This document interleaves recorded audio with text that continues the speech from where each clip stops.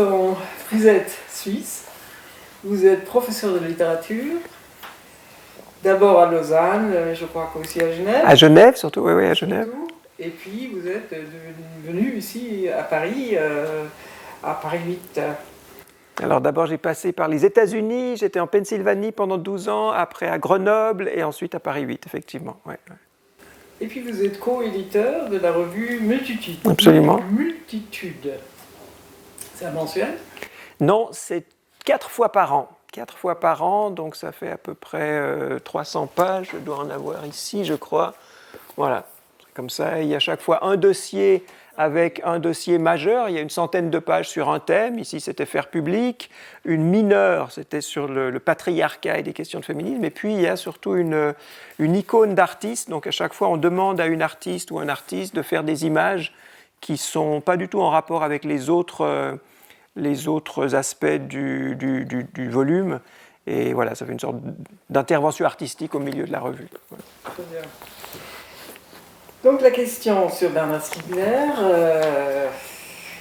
quand et dans quelles circonstances vous l'avez rencontré ? Alors, moi je l'ai d'abord, avant de le rencontrer en personne, j'ai lu ses textes et entendu aussi des entretiens ou des interviews à la radio. Et en fait, c'était surtout quand je suis revenu en France après les États-Unis, donc j'étais aux États-Unis de 92 jusqu'à 2000, environ l'an 2000, et en arrivant en France au tout début des années 2000, je l'ai d'abord entendu, je ne sais pas, France Culture, dans les radios un petit peu officielles, et ça m'avait vraiment enchanté, à la fois par ses positions politiques, mais aussi ses références théoriques un petit peu. J'arrivais des États-Unis en France, et il me semble qu'en France, ce qu'on appelle la théorie des médias, qui est très très vive en Allemagne, dans les pays peut-être scandinaves, en Hollande, aux États-Unis, en Angleterre, elle n'est pas développée comme telle en France. Il y a des gens qui font de l'infocom, information, communication, qui est très intéressante, mais vraiment le travail théorique sur essayons de comprendre, y compris de façon un petit peu spéculative, ce que c'est que les médias, et pas seulement la presse, les journaux, la télévision, etc., mais les moyens de communication, en France, ça me semblait moins développé, ou alors il y avait des gens comme l'école des médiologues, avec Daniel Bougnou, avec, j'ai oublié son nom, quelqu'un de célèbre qui est là au milieu, dont on parle, Régis Debray, voilà, qui sont très français, dont on parle beaucoup, mais finalement, ce qui m'intéressait aux États-Unis, c'était pas représenté. Et il y avait ce monsieur Bernard Stiegler, qui faisait référence à des gens comme Friedrich Kittler en Allemagne, qui dialoguait avec quelqu'un comme Mark Hansen aux États-Unis, et c'était un petit peu le seul que je connaisse, en tout cas en France, qui faisait ça. Et donc, et pour ses positions politiques sur l'Europe, sur les transformations sociales, etc., et pour ses références théoriques, il m'a semblé vraiment qu'il sortait du lot, d'abord dans la parole publique. Et donc ensuite, j'ai commencé à lire des livres. Le premier que j'ai lu, je crois, c'était en 2 volumes, Constituer l'Europe. Je crois qu'il y en a un qui s'appelle comme ça, Constituer l'Europe. C'est 2 volumes, en fait, c'est des recueils d'articles, dans lesquels j'ai beaucoup utilisé un des chapitres qui était un entretien qu'il a fait avec quelqu'un qui s'appelle Ariel Kirou, qui est aussi un membre de Multitude, que je ne connaissais pas à l'époque, donc je l'ai découvert après à travers Multitude, mais en fait, j'avais découvert cet entretien entre Ariel Kirou et Bernard Stiegler dans Constituer l'Europe, j'ai oublié le nom maintenant, qui m'avait vraiment enchanté. Et donc, j'étais déjà enseignant, je le photocopiais, je le faisais lire à tous les étudiants, et pour moi, ça a été vraiment une révélation que de découvrir Bernard Stiegler ici, enfin voilà, essentiellement à cette époque-là. Donc ça devait être le début des années 2000, je ne sais pas exactement en tête, 2001, 2002, 2005, je ne sais plus. Ouais.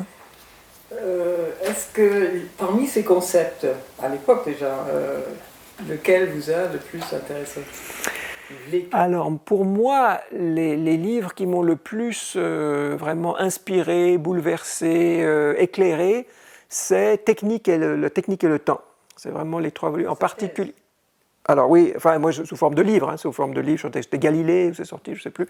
Et là, il y avait les 3 volumes, et en particulier le 3e volume, je crois, sur le cinéma, je sais plus, le temps du cinéma ou quelque chose comme ça, voilà, qui, là pour moi, il y avait tellement de choses admirables que ça m'a vraiment inspiré. Et donc il avait déjà toute la division entre les rétentions primaires, secondaires, tertiaires, tout le travail sur la mémoire. Enfin voilà, pour moi c'était une élaboration très originale de théorie des médias qu'on pouvait voir à travers une certaine école allemande avec Hitler, etc., qu'on pouvait voir à travers une certaine école new-yorkaise, des gens comme Alexander Galloway, autour de NYU, de la New School, et il y avait quelqu'un en France qui dialoguait avec ces gens-là, ce qui n'était pas courant, parce que même maintenant, en fait, on ne les connaît pas, ces gens-là.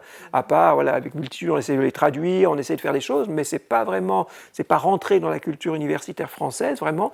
Et dès le début des années 2000, il allait là-bas, il faisait des conférences, il se faisait inviter, il dialoguait avec tous ces théoriciens, et on voyait que ça nourrissait son élaboration théorique.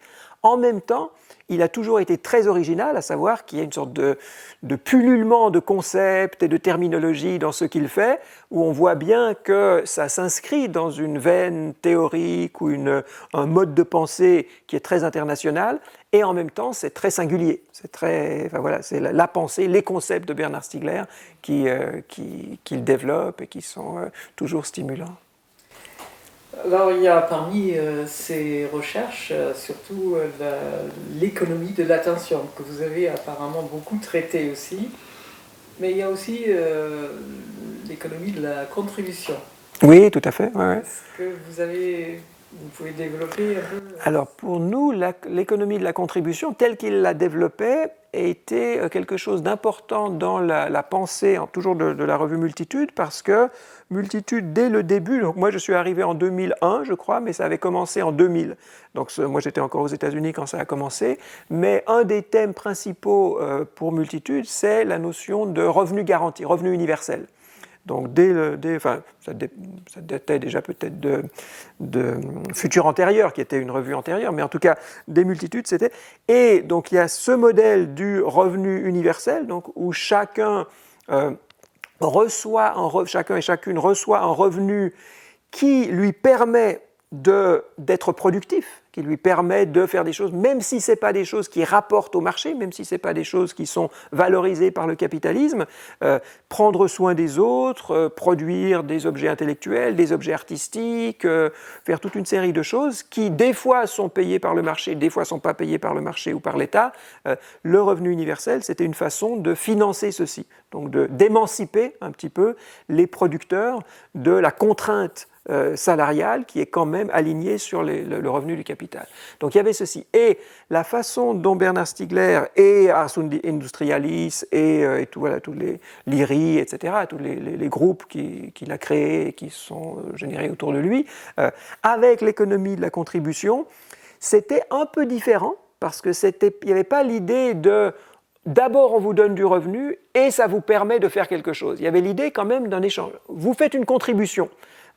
Et nous, au début, je sais que Yann Moulier-Boutan, qui était par ailleurs un collègue aussi à Compiègne de Bernard Stiegler, je sais qu'ils avaient pas mal de débats parce que finalement la contribution, c'était quand même une sorte d'échange, c'était un mode salarial un petit peu différent.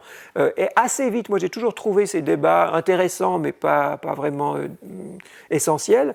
Et de plus en plus, en particulier grâce à Ariel Kirou, qui était vraiment à la fois très proche de Bernard Stiegler et tout à fait impliqué dans l'équipe de Multitude, Ariel souvent introduisait des entretiens ou des articles de Bernard dans les dossiers qu'on faisait à Multitude, et c'était les questions justement d'économie contributive qu'on discutait dans ce cadre-là. Donc moi, ça me semble très très important et une des variantes possibles sur le thème de repenser la distribution des revenus et repenser l'articulation entre production de valeur et rétribution de travail. Et de dire que tout ça n'est pas asservi à l'emploi, parce que la notion même d'emploi, de salariat, elle est elle-même dirigée ou dominée par les catégories du capital. Et donc là, et dans ce qu'on faisait avec Multitude, et dans le travail de Bernard sur la contribution, il y avait un besoin d'échapper à ça. Bernard Stiegler est surtout connu pour être le philosophe du numérique. Vous venez de la littérature. Est-ce que quand même vous êtes intéressé je sais qu'il est très difficile à aborder à Simondon, les concepts de Simondon, l'individuation par exemple.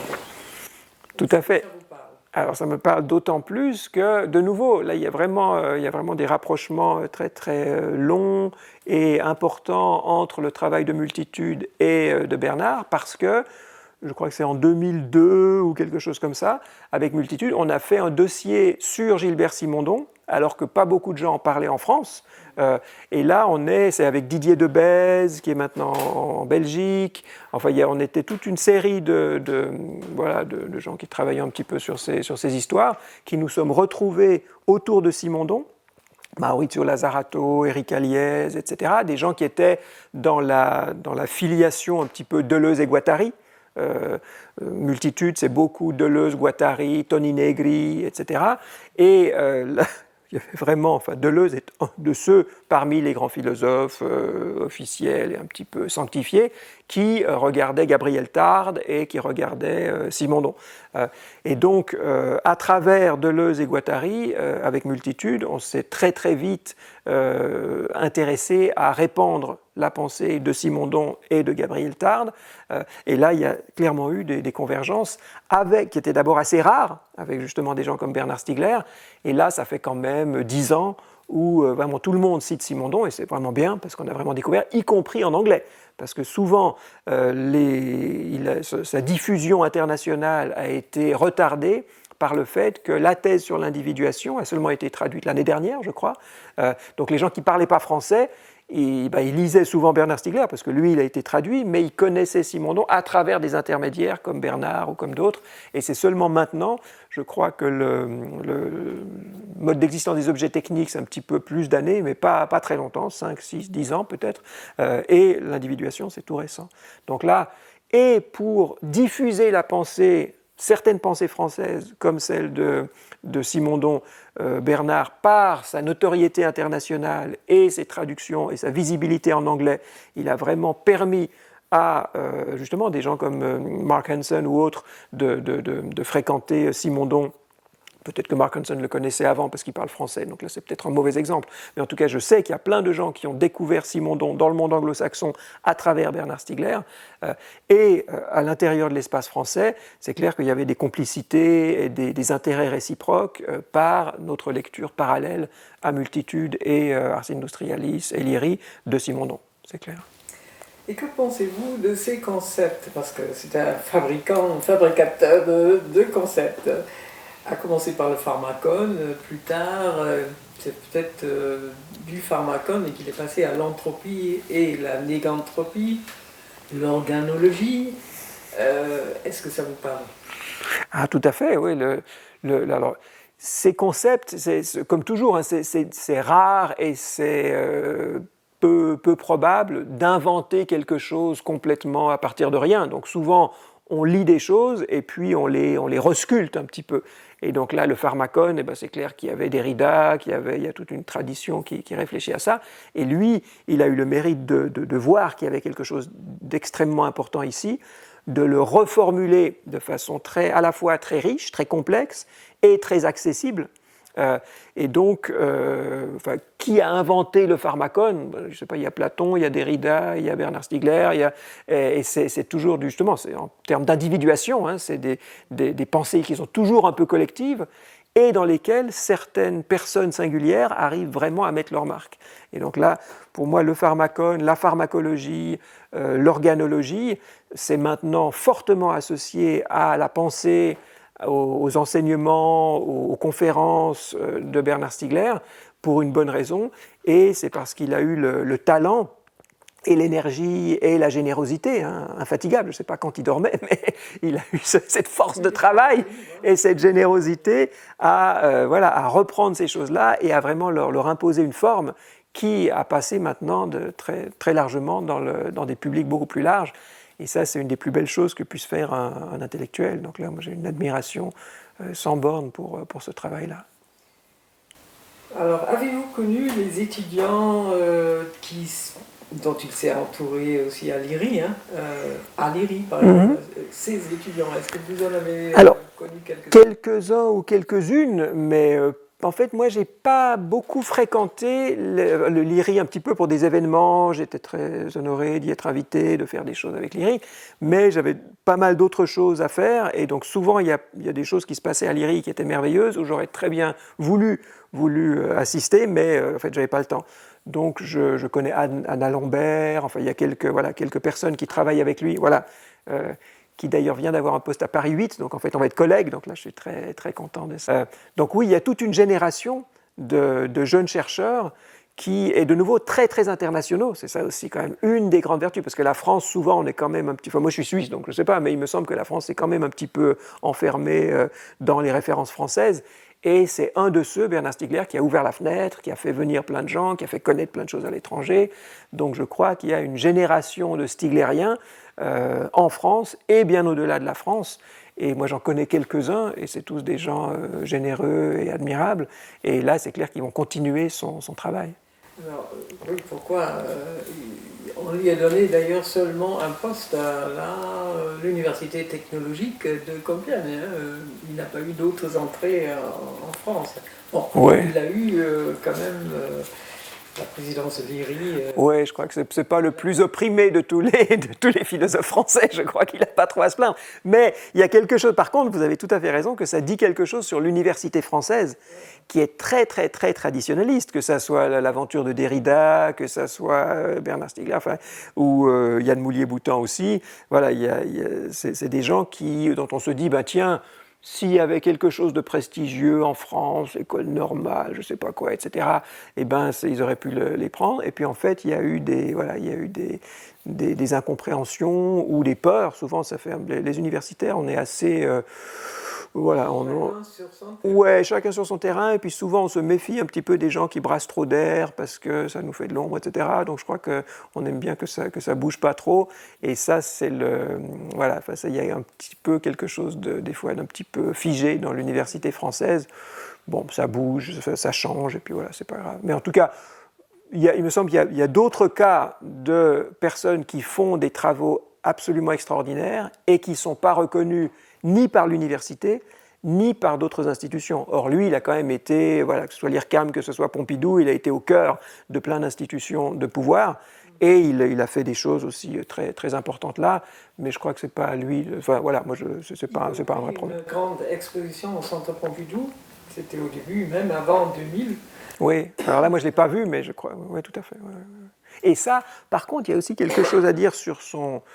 Je crois que alors on pourrait dire, oui, alors il a accumulé du pouvoir, parce qu'il était chaque fois, il dirigeait des trucs, des institutions très importantes, et peut-être qu'on peut dire ça, peut-être qu'il aimait le pouvoir, je ne sais pas, ça c'est pas mon problème, mais il a aussi investi de son énergie et de son temps pour faire rentrer ses idées dans des lieux comme Pompidou, qui après permettent à ces idées de rayonner. Donc là, il y a toujours, on peut soit dire, c'est quelqu'un qui veut avoir du pouvoir, ou c'est quelqu'un qui mouille sa chemise pour administrer des trucs, qui n'est pas forcément la chose la plus agréable à faire, et donc qui se ramasse des gens qui ne sont pas contents, et puis ceci, et qui fait quand même bouger, qui fait advenir des choses intéressantes. Donc là, moi, j'ai plutôt du respect pour les gens comme ça, qui ne se contentent pas de dire « il faudrait faire ça », mais qui essayent de faire des choses, quitte à des fois à foirer, ou à ne pas se faire apprécier, parce qu'on fait les choses trop vite, etc. Mais ça fait partie de la réalité. Et que pensez-vous de son rôle exemplaire, pour moi, de philosophe dans la cité? Je crois que c'est le seul en France qui a quand même essayé de faire quelque chose avec des entreprises, avec des politiques, en pleine commune, tout à fait, territoire, laboratoire. Tout à fait. Et ça, c'est vraiment important aussi d'essayer de trouver des publics plus larges que ceux qui sont déjà préexistants. Alors, quand on enseigne à l'université, on a des étudiants qui viennent, et puis on leur parle, puis ils prennent des notes, puis ils font des examens, ou ils font des thèses, etc. Et c'est un public un petit peu captif. Et c'est assez facile de vivre de ça, de se dire, tiens, il n'y a pas trop de questions à se poser. Lui, par son investissement dans les institutions, dans les médias, il a vraiment essayé de faire sortir ces concepts des cercles de diffusion habituels.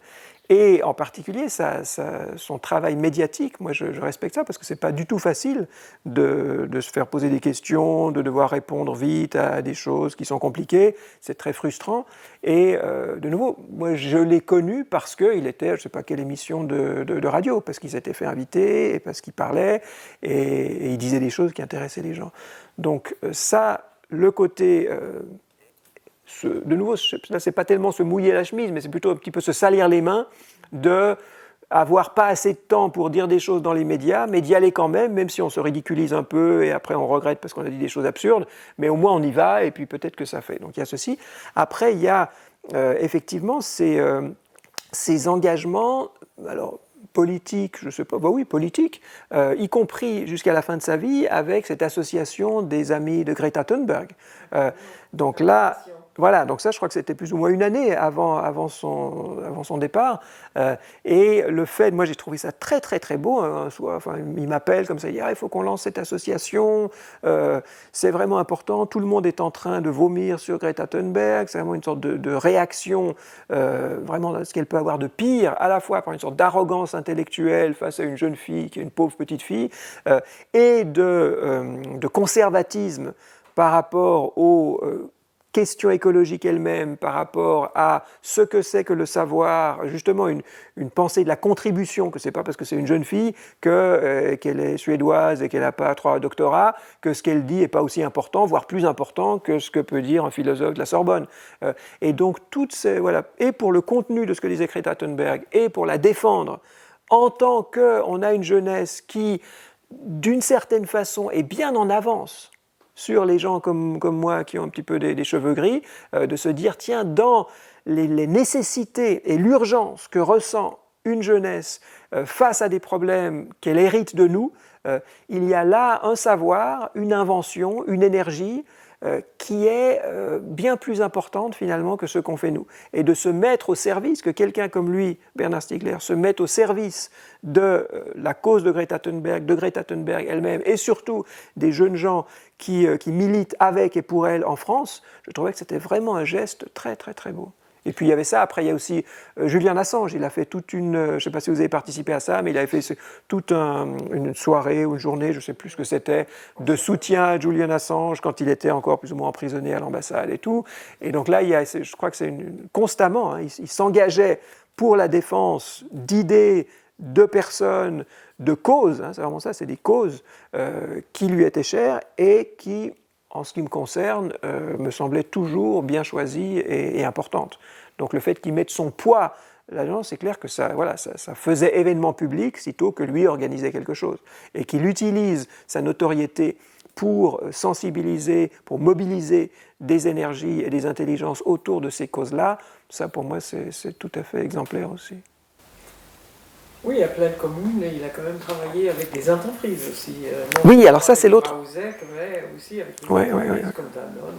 Voilà, Autre entreprise encore. Et ça, tout à fait, ouais. Et ça, je crois qu'il y a pas mal de gens qui lui ont reproché en se disant, oui, mais alors quel rôle est-ce qu'il joue ? Est-ce que c'est un vrai philosophe contestataire, critique du capitalisme, parce qu'il quand même il passait son temps à annoncer l'apocalypse de tout à cause du capitalisme, à cause des modes de valorisation aberrants, etc. Et comment il peut à la fois faire cette critique fondamentale du capitalisme et puis aller bouffer au râtelier de Danone ou de je ne sais pas qui lui donne du fric, ou faire un truc qui s'appelle Ars Industrialis, histoire de défense de l'industrie. Et parmi les gens que je fréquente, il y a beaucoup de gens qui trouvaient ça choquant, ou alors une sorte de traîtrise, parce c'est la guerre, il ne faut pas faire ça. Et moi, j'ai toujours eu de la tendresse et de la compréhension pour ça. On peut se battre contre le capitalisme et imaginer qu'il y a à l'intérieur de certaines entreprises des gens qui sont un petit peu moins dogmatiques que les autres, qui se rendent compte des problèmes et qui peut-être, alors c'est clair que ce n'est pas Danone qui va faire la révolution, ou ce n'est pas les grands actionnaires ou détenteurs de fortune qui vont émanciper les pauvres, mais qui se rendent compte, certains d'entre eux, que les choses doivent bouger, et qu'on puisse faire des alliances ponctuelles pour essayer de financer des mouvements de transformation dont eux et nous rendons compte qu'on ne va pas y échapper et qu'il faut absolument le faire, voilà, c'est pas faire la révolution, mais c'est tout aussi important. Transition.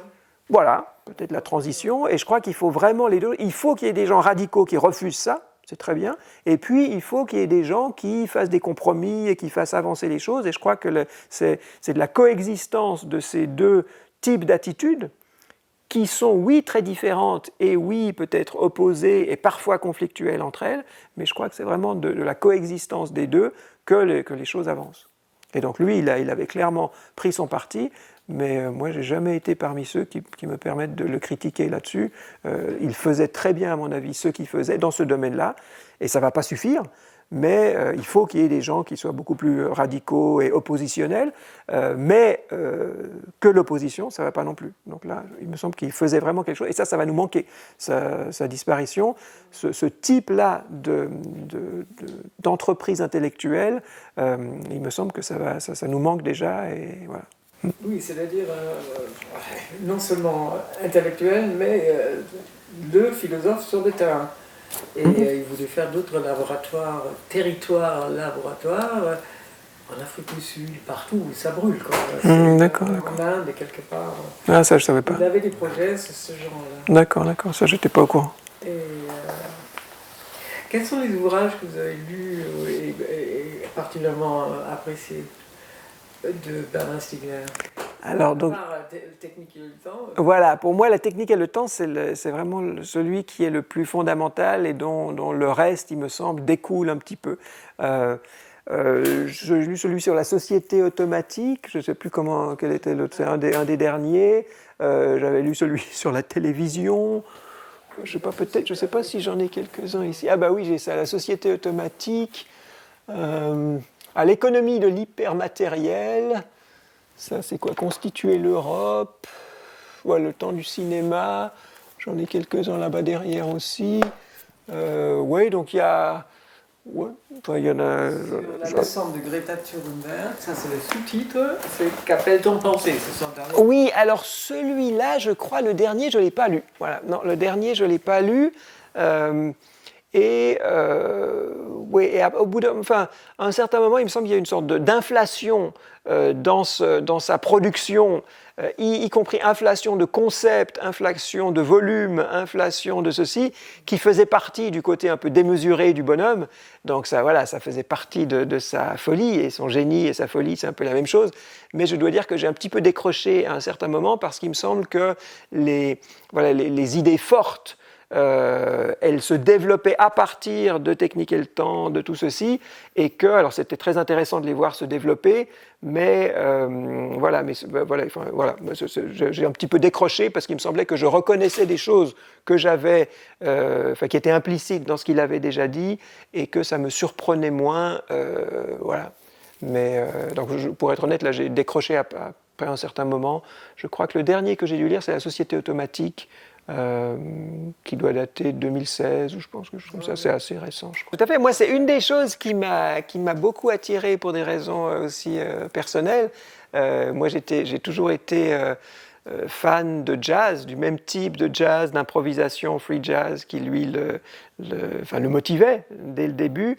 Et donc là, en fait, c'est vrai, on n'a pas parlé de ça, mais souvent on s'est rencontrés dans des événements que lui organisait autour de l'improvisation. Il avait fait des choses, je ne sais plus où c'était, en Belgique, il avait fait toute une semaine, peut-être vous y étiez aussi, je ne sais plus, c'était une semaine. Voilà, voilà, un truc comme ça. Exactement, à Tournai, voilà. Là, il y avait eu très très beau, avec Bernard Lubat, enfin voilà, il avait organisé des trucs qui étaient très très chouettes. Et là, moi, c'est aussi quelque chose qui me le rendait très très attachant, c'était sa passion pour la musique, que moi je partageais beaucoup avec lui. Et donc, voilà, toute son histoire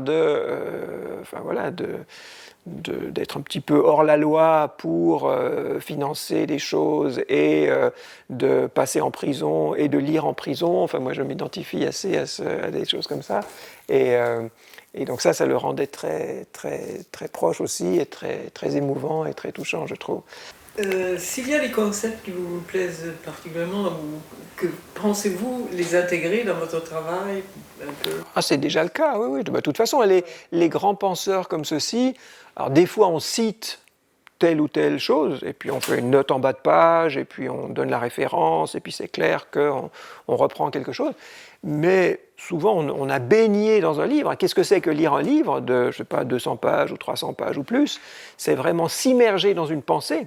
Et c'est pour ça que les livres sont merveilleux et que rien ne remplacera les livres. De pouvoir s'immerger dans 300 pages de pensée, et ben forcément, on a vécu. C'est comme d'être allé dans un pays. C'est comme si vous allez au Mexique ou vous allez, je sais pas, en Espagne ou quelque chose. Parce que vous avez vécu quelques semaines ou quelques jours dans ce lieu-là, et ben le lieu, il est en vous. Forcément, ça vous a donné des senteurs, ça vous a donné des idées, ça vous a donné des expériences. Et quelqu'un comme Bernard Stiegler, dont j'ai lu une dizaine de livres, et ben forcément, j'ai visité son pays, j'ai vécu, j'ai habité sa pensée. Et forcément, tout ce que je pense est un peu influencé, transformé, enrichi par ça. Donc c'est vrai de Spinoza, de Deleuze, de Stiegler, de tous ces, ou d'Isabelle de Charrière, ou de Judith Butler, ou de plein de gens.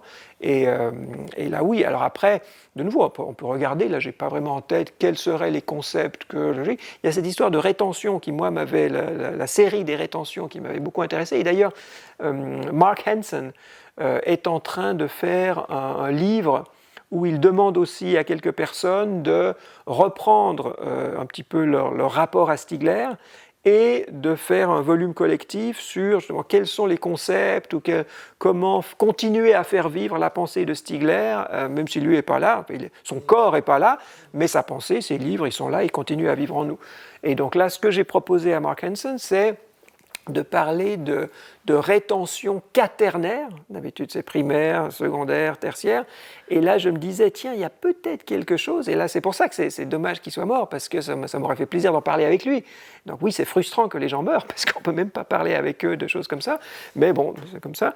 Et là, les rétentions quaternaires, ça serait donc une quatrième couche qui serait ce que nos gestes attentionnels laissent comme traces.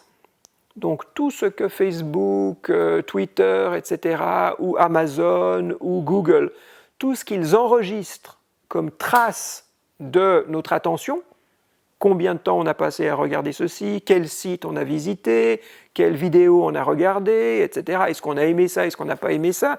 Donc tout ceci, il me semble que ce n'est pas les rétentions primaires ou c'est ce qu'on vit, c'est pas de la mémoire, attention, c'est pas non plus, alors oui, c'est des rétentions tertiaires parce que ce sont des médias techniques qui enregistrent quelque chose, mais c'est un type très très particulier de rétention tertiaire, à savoir que ce n'est pas des contenus de musique, de paroles, etc.